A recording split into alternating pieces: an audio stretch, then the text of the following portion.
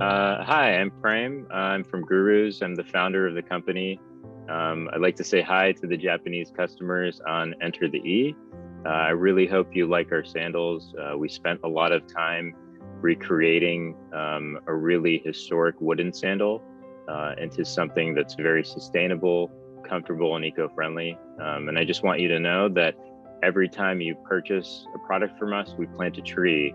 So your purchase really gives back, and we hope you enjoy that part of our business.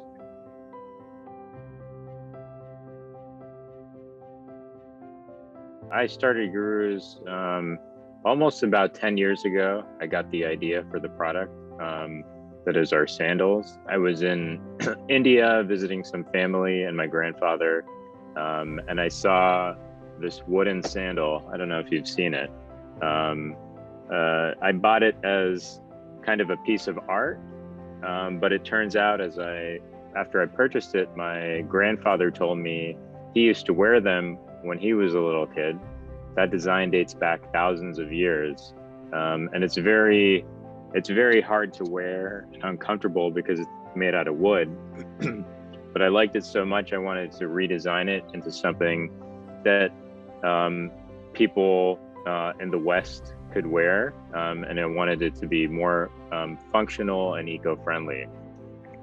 So after several years, we came up with this. It's very similar, but we added a strap, and ours is made from natural rubber that comes from a tree. So my grandfather actually had his own rubber farm, and that was part of my family's business in Kerala in South India. So we sourced the rubber from trees sustainably without harming them to make the sandals. So that's really how I started the brand. And over the course of the years, we've kind of evolved into more of a yoga brand. So we sell sandals, sustainable yoga mats, and yoga accessories. Because we get a lot of the rubber from my family farms, I wanted to really give back. So what we do is we plant a tree for every pair we sell. So we get the product from trees. The sandal is eco-friendly and biodegradable. And we also plant a tree through a nonprofit called Trees for the Future. Yeah, so we source our raw materials from small farms. Some of those are my family's farms in India, where my parents were born. So that sourcing is very sustainable. They actually harvest rubber from trees without harming them. So it's a big part of the economy in South India, where my family is from. So you actually tap the rubber tree and they collect it in sometimes coconut husks, and that gets turned into sheets, which gets sent to our manufacturer. When I started the business almost 10 years ago, I looked for a long time for suitable manufacturers for a product. I wanted to make it in India, but the quality was really not very strong with Indian manufacturers.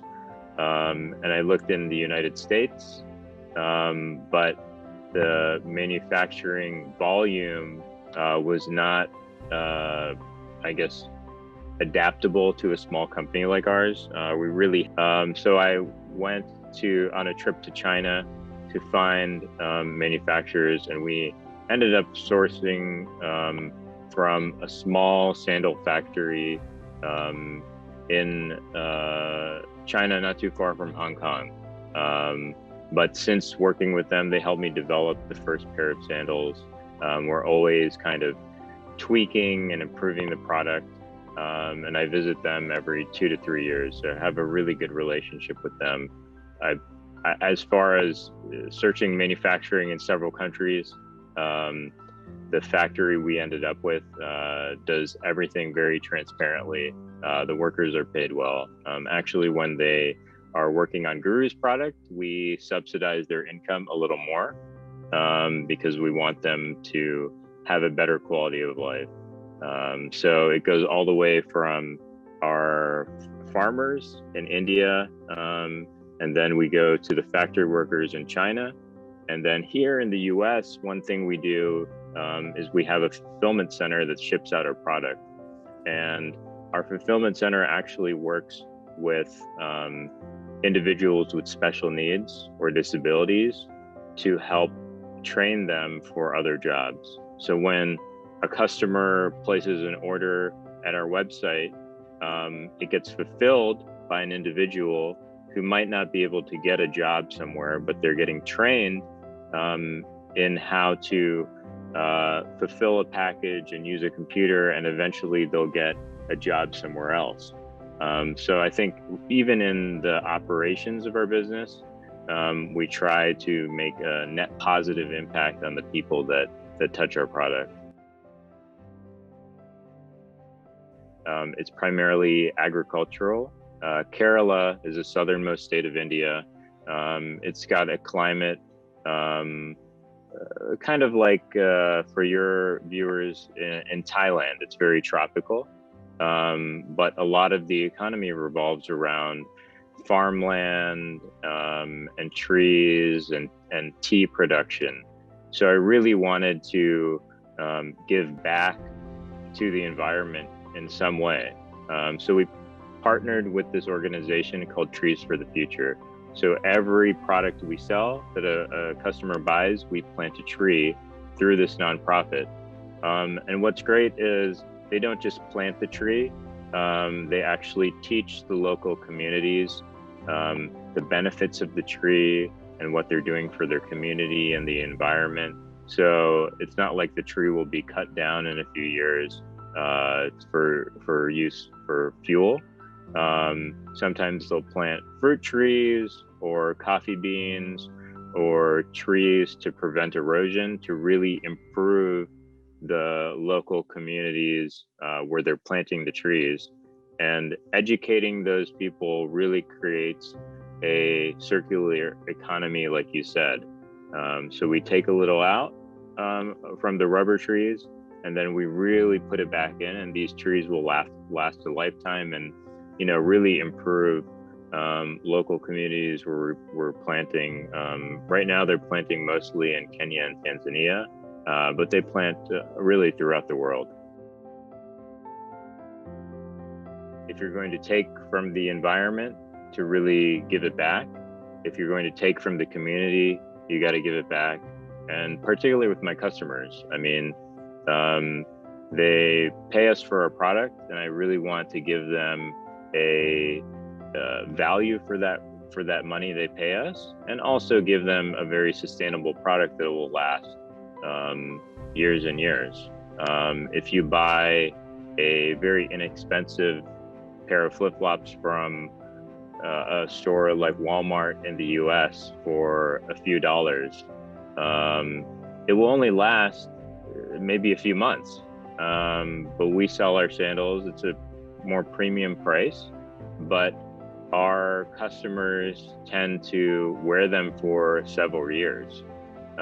So I think sustainability isn't just for the environment, but also in our products and delivering that sustainable product and value to anyone who becomes part of our family when they buy our products. I really think customers should look to buy a product that doesn't have a large impact on the environment, and also products that will last, several seasons. I think especially with online shopping, it's kind of been amplified with COVID. Consumers are still looking for cheap, fast fashion.